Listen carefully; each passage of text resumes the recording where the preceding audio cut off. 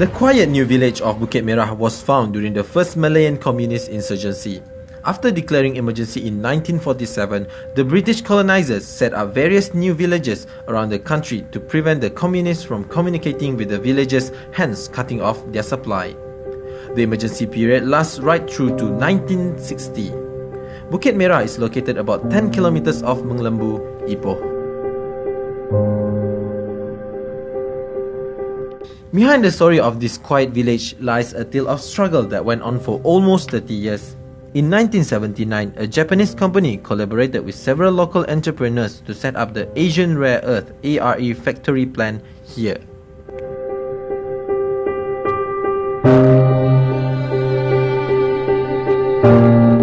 The plant extracts yttrium from monazite.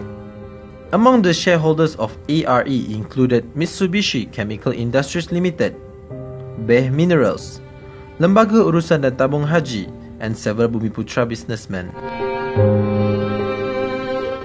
Mitsubishi Chemical Industries decided to move their rare earth plant to Malaysia after Japanese government suspended its operation.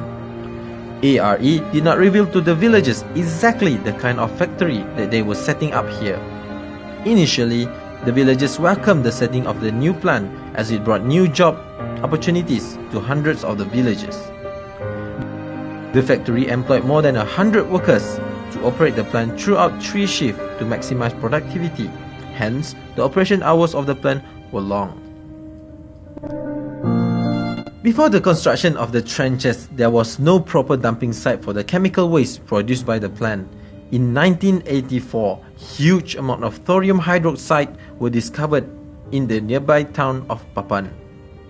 However, village residents were unsure about the source of the hazardous pollutants.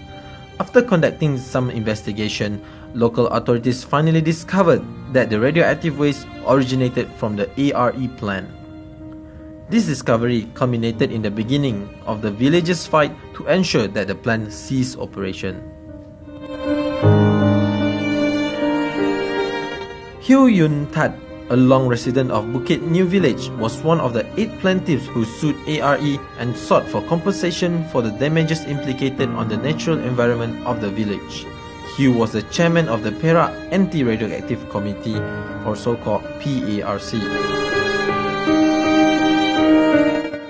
The villagers decided to bring this issue to the Ipoh High Court in the hope of halting ARE from producing, storing and keeping radioactive waste in the vicinity of the village. On 14 October 1985, Justice Anwar Zainal Abidin of the Ipoh High Court granted an injunction to the Bukit Merah residents to stop ARE from producing and storing radioactive waste until adequate safety measures are taken. Disregarding the injunction, the Malaysian Atomic Energy Licensing Board gave ARE green light to resume operations after ARE claimed have spent 2 million ringgit Malaysia in safety upgrading costs. The waste produced by the plant was accused of endangering the health of the villagers. Huei's home was used as a center to have the radioactive levels of the villagers checked. 60 school children from the village were randomly selected for a blood test to check the lead contained in their blood.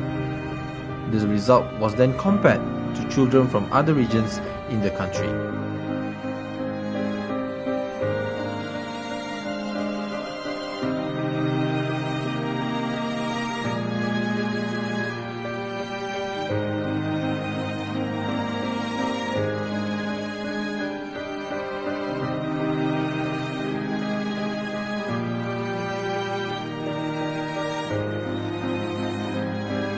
In September 1987, as many as 3,000 villagers marched from Bukit Merah to Ipoh High Court to attend the court hearing.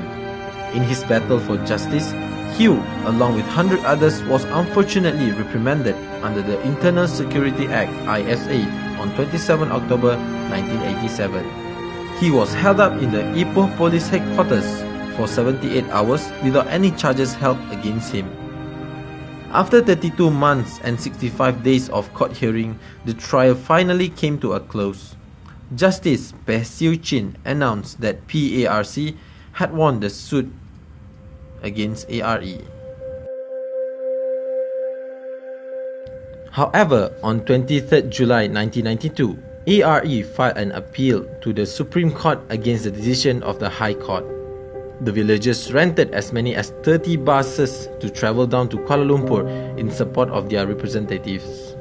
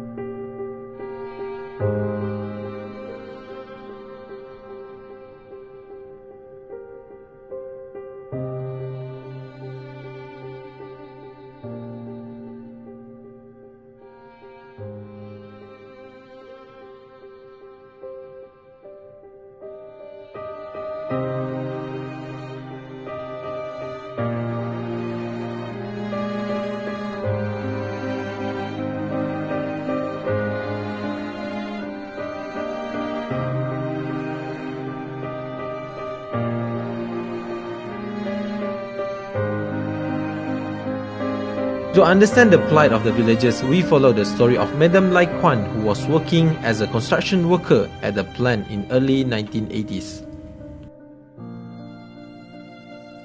佢以前佢就冇講係咩廠，就係日本公司嘅，你知冇？呢度起廠。Although she had only been working at ARE for a few months, the experience left an indelible mark not only on her life but also her family's. Lai Kwan's youngest son, Kok Leong, was born with birth defects and was mentally disabled.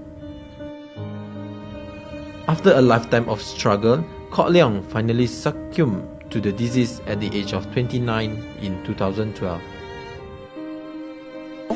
我有去日本啊！我去日本啊，去示威去啊！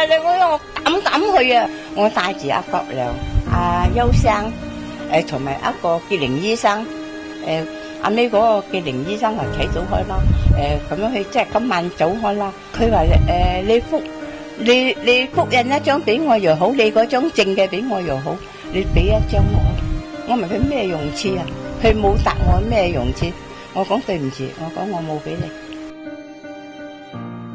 4 years after his death, the thought of how the entire event unfolded still sends her emotion flowing down her cheeks.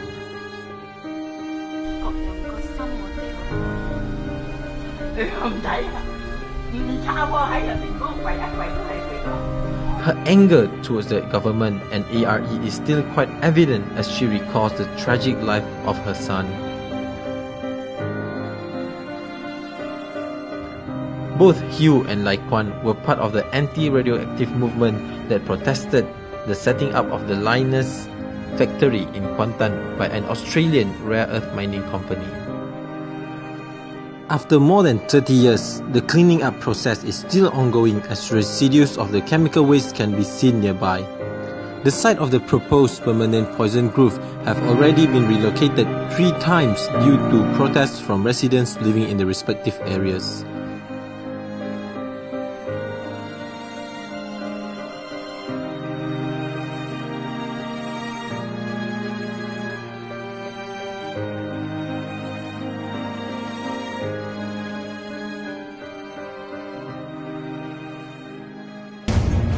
Till this day, the site of the former rare earth processing plant is still in the hands of ARE.